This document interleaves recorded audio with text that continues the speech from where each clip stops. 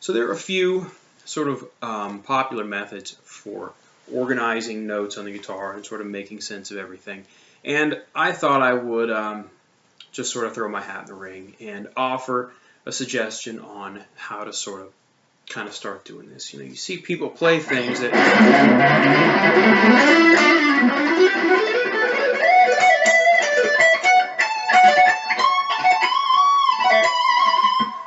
sort of climb up and down the guitar neck, you know, and I remember being younger and really being more focused on the pentatonic scale, which we're going to talk about today, and going, holy crap, how do people do this? It just seems like all this random stuff, but there's really a lot of method to it. So I'm calling this the mental map, organizing the fretboard, and this particular part of the story we're going to call outside the box, because we're going to start with this this box pattern of the pentatonic scale that everybody knows and loves. You know, we're going to hear on E at the 12th fret.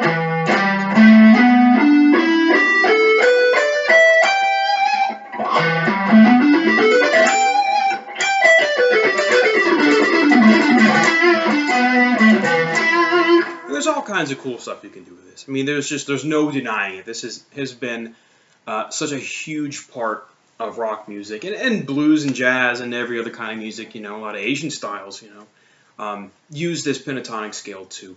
But you know, we do a lot of this, and you'll see me kind of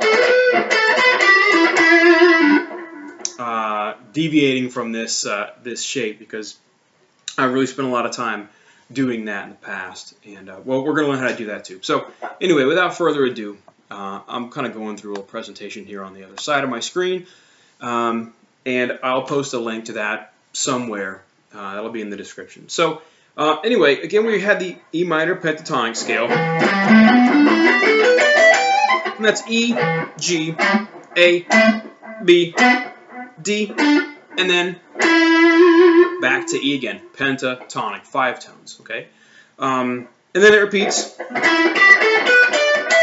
And then we get this bonus G note here, the 15th fret. And all we're going to do today here in this part 1 of Outside the Box, that's kind of a dumb name, but it makes sense. It's a bad pun. We're just going to add this F sharp note here, and the high E string one is on the 14th fret. And 1 octave below that, so here's a kind of a characteristic octave shape between the 1st and 3rd strings. Here on the 11th fret of the 3rd string is the sort of, I don't know, middle of our 3 F sharp notes. And if we had one on the 1st string, we'll also have one on the 6th string, right? Because they're both tuned to the same note.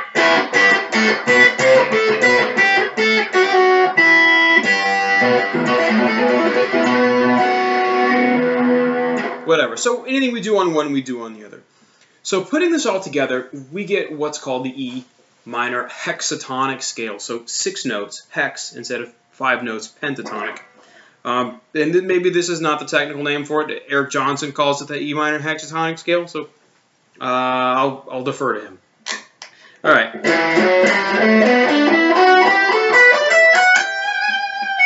So this allows us to put kind of a different spin on the pentatonic licks we know and love.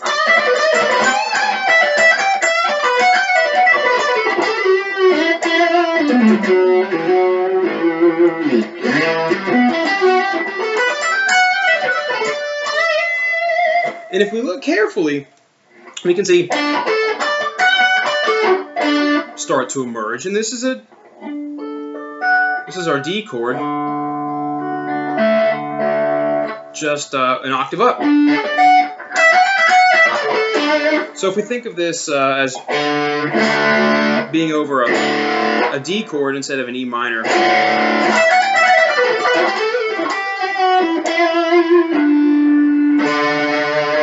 kind of takes on a sort of a different vibe. So what I would suggest is taking some of these pentatonic licks that you know, that you probably play pretty well. You know, these old kind of Jimmy Page sort of things.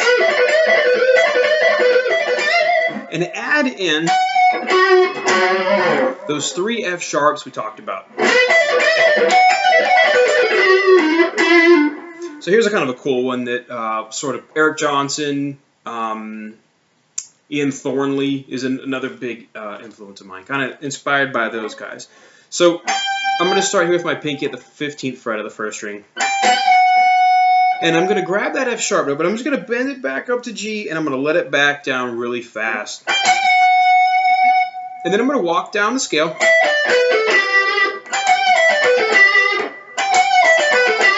And this kind of sounds like a G major lick, right?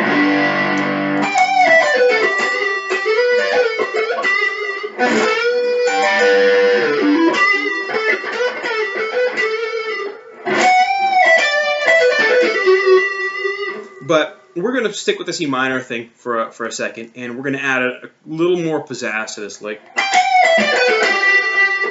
So I'm in on a G note, and I'm going to cycle through 1 finger. So now I have my 2nd finger on that G note. I'm going to play it again. And I'm going to do another one of these bendy things where we play a note, back up a note, and we bend back up to it, and let it go back down. So you can have her do a lot of things with this. Kind of cool lick. And then we're going to go back to our typical sort of E minor pentatonic thing.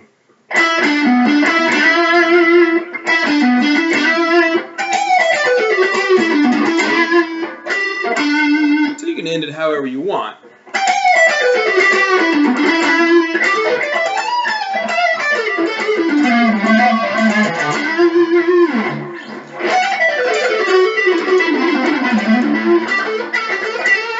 So there I go again, kind of breaking out of what I'm trying to teach you about. But sorry if you hear the dog. I live in a noisy house.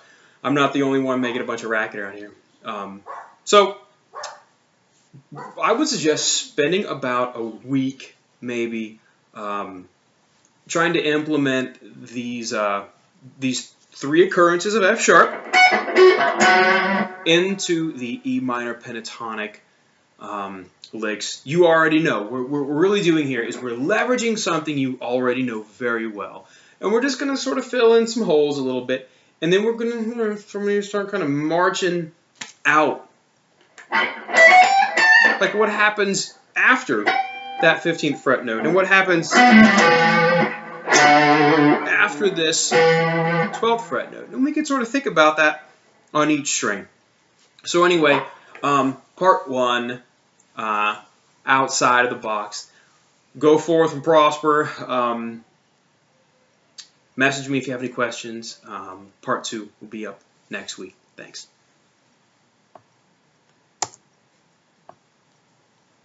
Let's see if I can stop this damn thing.